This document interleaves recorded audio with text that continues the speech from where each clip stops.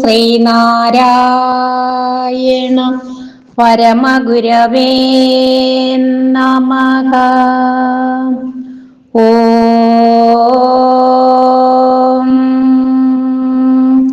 സ്ഥാവരം ജംഗമം വ്യാപ്തം യേന കൃത്സ്നം ചരാചരം തത്പദം ദർശിതം യേന തസ്മൈ ശ്രീ ഗുരവേ നമഃ.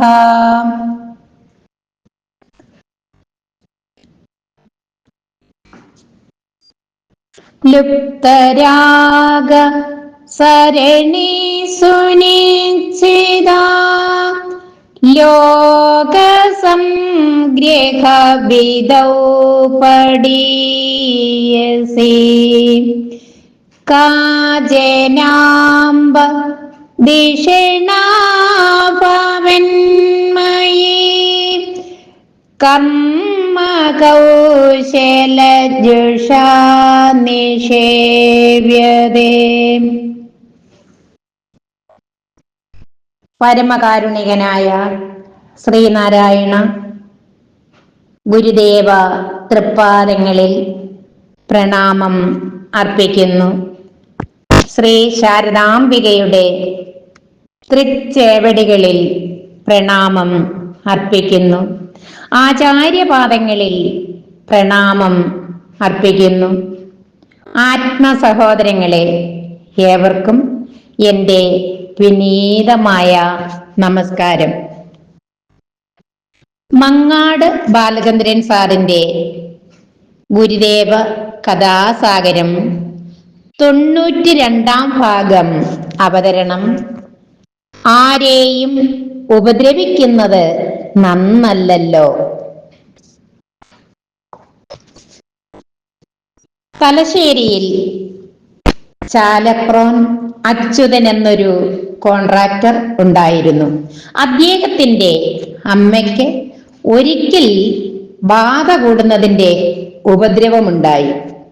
ബാധയുടെ ഉപദ്രവം ഉണ്ടാകുമ്പോൾ സാഹചര്യമറിയാതെ അവർ നൃത്തം ചെയ്യുകയായിരുന്നു പതിവ്. അത് കുടുംബാംഗങ്ങൾക്കെല്ലാം വലിയ സങ്കടവും അപമാനവും ഉണ്ടാക്കുന്നതിന് ഇടയാക്കി.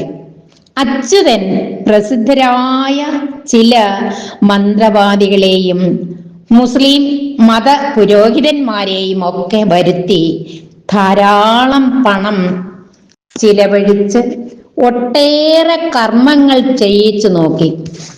അപ്പോഴെല്ലാം മന്ത്രവാദികൾ ഒരുക്കുന്ന കളങ്ങളിലെയും കർമ്മങ്ങളിലെയും മന്ത്രങ്ങളിലെയും തെറ്റുകൾ ചൂണ്ടിക്കാട്ടി അവരെയൊക്കെ കണക്കിന് ശകാരിച്ചു വിടുകയായിരുന്നു ആ സ്ത്രീയുടെ രീതി.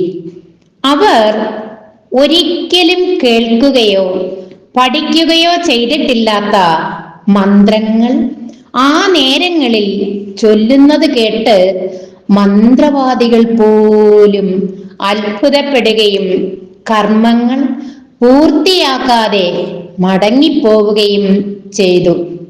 14 കൊല്ലത്തോളം ആ ബാധ അങ്ങനെ തന്നെ നിലനിന്നു.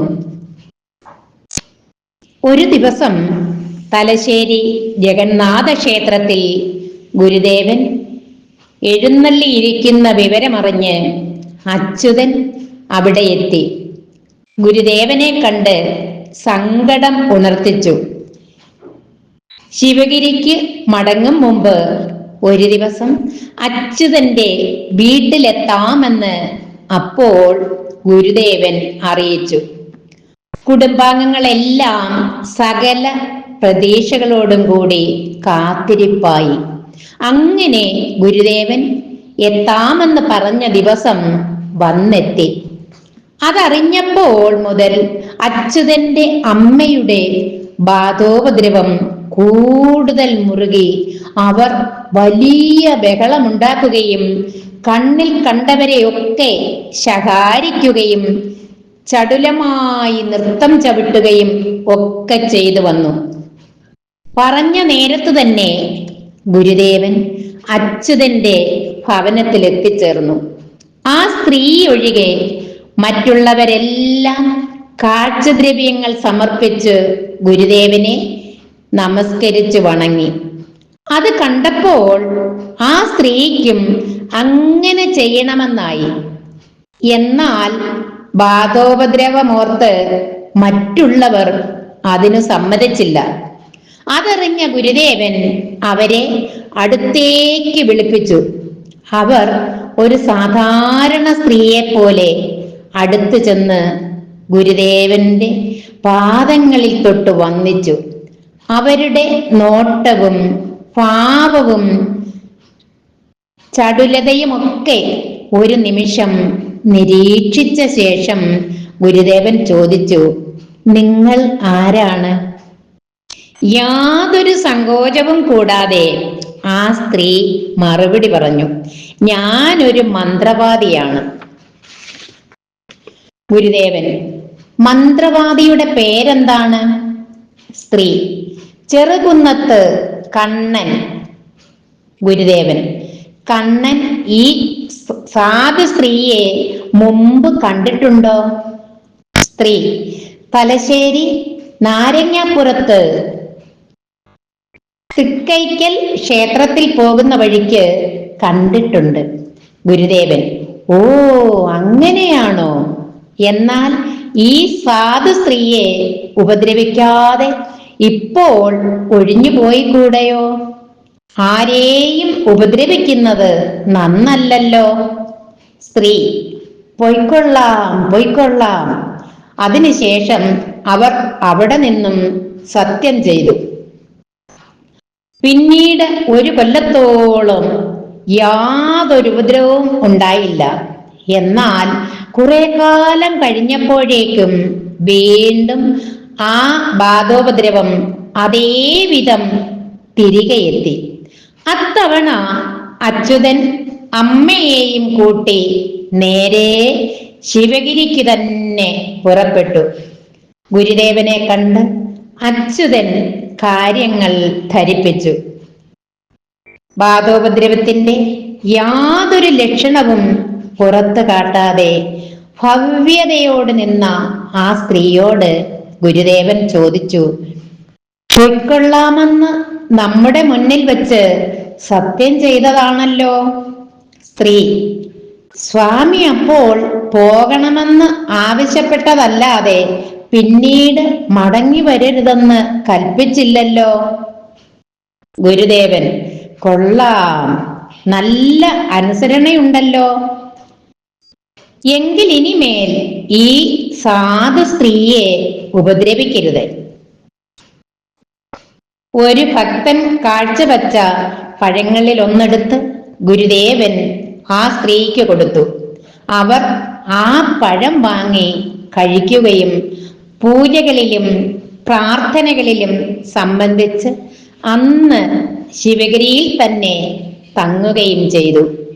അടുത്ത ദിവസം പ്രഭാതത്തിൽ അച്യുതനും അമ്മയും സമാധാനത്തോടെ തലശ്ശേരിക്ക് മടങ്ങി. പിന്നീടൊരിക്കലും അവർക്ക് ആ ബാധോപദ്രവം ഉണ്ടായിട്ടില്ല.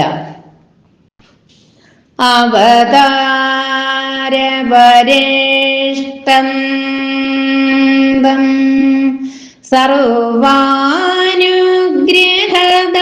സർവാനുഗ്രഹദായിനം നാരായണ ഗുരും വന്ദേ സർവമംഗളസിദ്ധയേ.